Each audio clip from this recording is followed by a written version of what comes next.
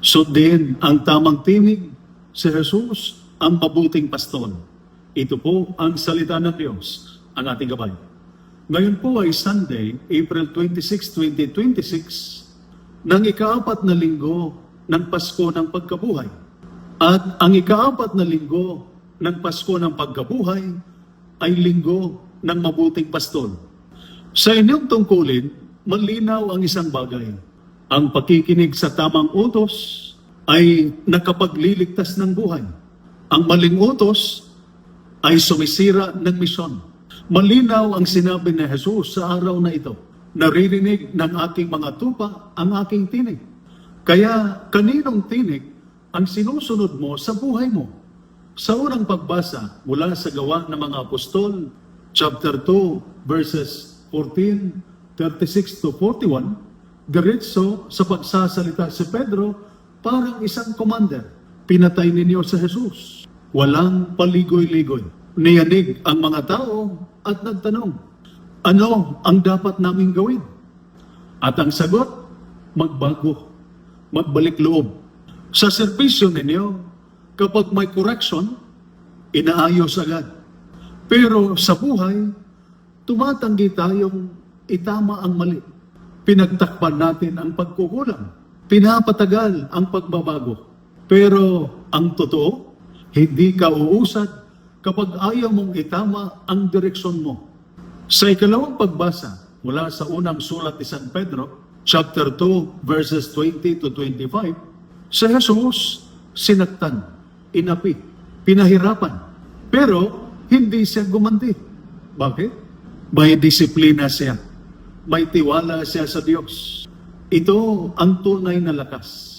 Hindi lang physical, kundi moral at spiritual na lakas. Kaya, kaya mo bang manatiling tama kahit mahirap? Kaya mo bang tumindig sa tama kahit may pressure? Sa ating ebanghelyo, mula sa ebanghelyo ni San Juan, chapter 10, verses 1 to 10, sabi ni Jesus, naririnig ng aking mga tupa ang aking tinig. Sa trabaho ninyo, hindi lahat ng utos ay tama. Hindi lahat ng boses ay dapat sundin. Ganon din sa buhay. May mga boses na nagsasabi, shortcut na lang. Walang makakaalam nito. Pero saan ito hahantong? Kompromiso, kasalanan, pagkasira. Ang tinig ni Jesus minsan mahirap, minsan kontra sa gusto mo. Pero ang dulo, buhay. Mga kapatid, hindi ka naliligaw agad. Naliligaw ka paunti-unti dahil sa maling pinapakinggan. Kaya kaninong tinig ang sinusunod ko? Pressure, sariling interest, o si Jesus? Kung gusto mong sundan ang mabuting pastol, makinig ka sa Kanya araw-araw. Sa panalangin, sa salita ng Diyos, sa konsensya. Magtiwala ka sa Kanya kahit mahirap ang sitwasyon. Sumunod ka sa Kanya kahit may kapalit. Dahil ang madali ay hindi laging tama. Ang tama ay hindi laging madali. Ngunit ligtas. Mga kapatid, sa serbisyo ninyo, may chain of command. Pero, higit sa lahat, may isang tinig na nagdadala sa tunay na buhay. Ang tinig ni Jesus, ang tinig ng mabuting pastol. Kilala ka niya, inaalagaan ka niya, tinatawag ka niya. Pero may kailangan, sundin mo siya.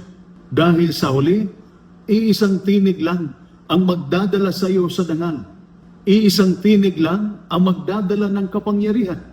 Iisang tinig lang ang magdadala sa tunay na buhay.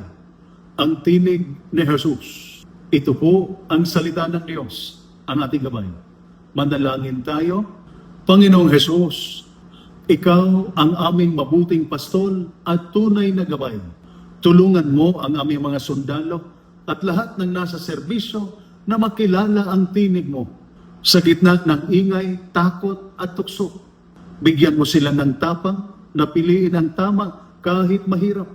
Gabayan mo sila sa kanilang tungkulin, ingatan mo sila sa panganib, at akayin mo sila sa buhay na inyong ipinangako. Amen.